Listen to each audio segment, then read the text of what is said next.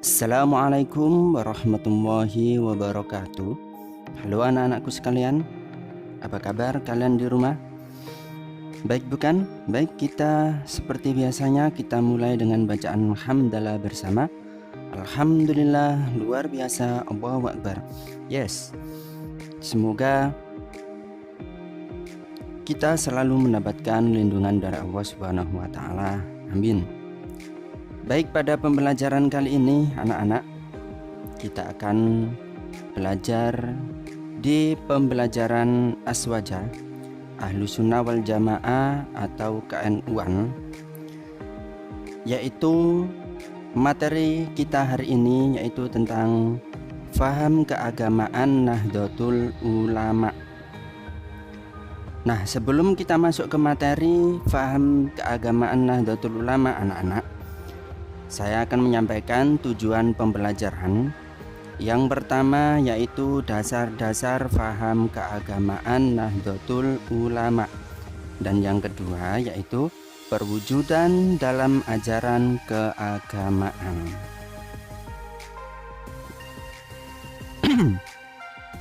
Dasar-dasar faham keagamaan Nahdlatul Ulama anak-anak bisa disimak di LKS Aswaja halaman 14, dasar-dasar faham keagamaan Nahdlatul Ulama. Nahdlatul Ulama sebagai penerus ajaran Rasulullah sangat berkontribusi terhadap kemaslahatan umat Islam dalam rangka melindungi paham keagamaan agar tetap berada pada jalan yang benar dengan konsep ahli sunnah wal jamaah melalui 3 paham keagamaan dan pilar kokoh yang masih tetap eksis hingga sekarang. Nah, apa saja yaitu? Nahdlatul Ulama mendasar paham keagamaan kepada sumber ajaran agama Islam. Ada 4 sumber ajaran agama Islam Nahdlatul Ulama, yaitu yang pertama adalah Al-Quran, kedua hadis, ketiga ijma, dan keempat qiyas. Al-Quran yaitu sebagai sumber utama dan pertama, karena Al-Quran adalah kalamu Allah yang bersumber dari Allah. Dan yang kedua yaitu bersumber hadis atau as-sunnah. Apa itu hadis? Hadis itu adalah perkataan, perbuatan, dan takrir atau penetapan Rasulullah sama dengan sunnah. Sebagai apa? Sebagai pendukung dan penjelasan Al-Quran. Yang ketiga, sumber yang ketiga yaitu ijma. Ijma yaitu kesepakatan para ulama atas suatu persoalan dalam masa tertentu. Dan yang keempat yaitu sumber ajaran qiyas, yaitu upaya mujtahid dalam menyamakan atau penetapan suatu hukum dan perkara baru yang belum ada pada masa sebelumnya, namun memiliki kesamaan dalam sebab, manfaat, bahaya, dan berbagai aspek dengan perkara terdahulu sehingga dihukumi sama. Nah, dalam memahami menafsirkan Islam dari sumber-sumber di atas, Nahdlatul Ulama mengikuti faham ahlu sunnah wal jamaah yang menganut atau menggunakan jalan pendekatan al-mazhab. Nah, pendekatan al-mazhab di bidang apa saja? Di bidang akidah, Nahdlatul Ulama mengikuti Imam Abu Hasan al-Asy'ari dan Imam Mansur al-Maturidi, itu di bidang akidah. Yang kedua yaitu di bidang fikih, Nahdlatul Ulama mengikuti jalan pendekatan salah satu dari mazhab, yaitu Abu Hanifah, An-Nu'man, Imam Malik bin Anas, Imam Muhammad bin Idris Asy-Syafi'i, Imam Ahmad bin Hambal. Nah, Nahdlatul Ulama mengikuti pendirian bahwa Islam adalah agama yang fitri, yang bersifat menyempurnakan segala kebaikan manusia. Faham keagamaan yang dianut oleh Nahdlatul Ulama bersifat menyempurnakan nilai-nilai yang baik yang sudah ada dan menjadi milik serta ciri-ciri suatu kelompok manusia seperti suku maupun bangsa dan tidak bertujuan menghapus nilai-nilai tersebut. Nah, Nahdlatul Ulama juga agama Islam yang rahmatan lil alamin.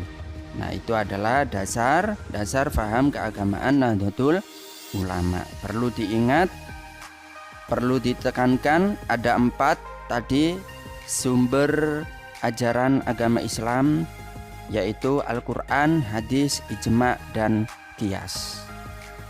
Nah, adapun perwujudan dalam ajaran agama Islam yaitu ada 6 bidang. Yang pertama yaitu bidang akidah. Nah, perwujudan ajaran keagamaan dalam bidang akidah, yang pertama keseimbangan antara penggunaan dalil akli atau rasional dengan dalil nakli dari Al-Quran dan hadis. Tidak mudah menjatuhkan vonis musyrik, kufur atau kafir dan sebagainya kepada seseorang yang karena sesuatu sebab belum dapat memurnikan akidahnya. Yang kedua yaitu bidang syariah. Nah, selalu berpegang teguh pada Al-Quran dan As-Sunnah dengan menggunakan metode dan sistem yang dapat dipertanggungjawabkan dan melalui jalur-jalur yang wajar. Bidang tasawuf, perwujudan ajaran keagamaan dalam bidang tasawuf yaitu mencegah sikap berlebih-lebihan yang dapat menjerumuskan pada penyelewengan akidah dan syariah. Berpedoman bahwa akhlak yang luhur selalu berada di antara 2 ujung sikap. Misalnya, berani adalah di antara penakut dan gegabah atau sembrono.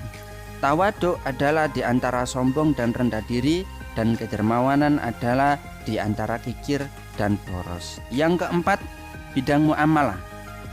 Perwujudan ajaran keagamaan dalam bidang muamalah yang pertama yaitu mengakui watak dan tabiat manusia yang selalu senang berkelompok berdasarkan atas unsur pengikatnya masing-masing.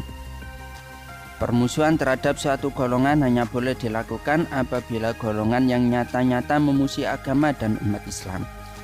5. Bidang kebudayaan. Perwujudannya yaitu kebudayaan adalah hasil budidaya manusia yang harus ditempatkan pada kedudukan yang wajar dan harus dinilai dengan norma-norma ajaran Islam. Yang lama dan baik dipelihara, sedangkan yang baru dan lebih baik harus dicari dan dimanfaatkan. Atau tidak boleh bersikap hanya menerima yang lama dan menolak yang baru, atau menerima yang baru dan menolak yang lama. 6 yang terakhir yaitu bidang dakwah. Perwujudan bidang dakwah ajaran keagamaan yaitu tujuan dakwah ialah mengajak masyarakat untuk menciptakan keadaan yang lebih baik menurut ukuran ajaran Islam atau menurut syariat Islam. Dilakukan dengan sasaran yang jelas. Ya, dilakukan dengan sasaran yang jelas, dilakukan dengan santun, bijaksana, dan dengan cara yang sebaik-baiknya, tidak mengolok-ngolok pas ketika ceramah, kemudian pas ketika ceramah santun,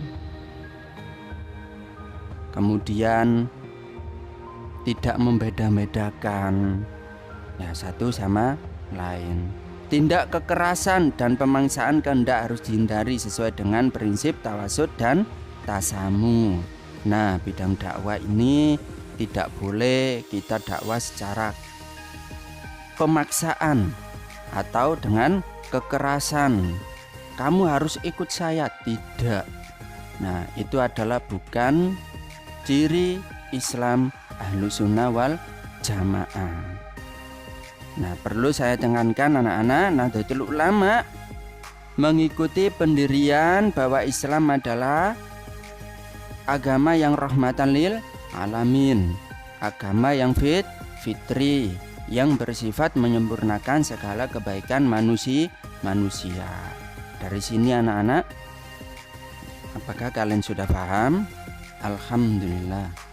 Dan mudah-mudahan pembelajaran pada pagi hari ini bisa bermanfaat bagi kita semua. Amin. Kurang lebihnya saya mohon maaf. Saya akhiri. Wassalamualaikum warahmatullahi wabarakatuh dan terima kasih.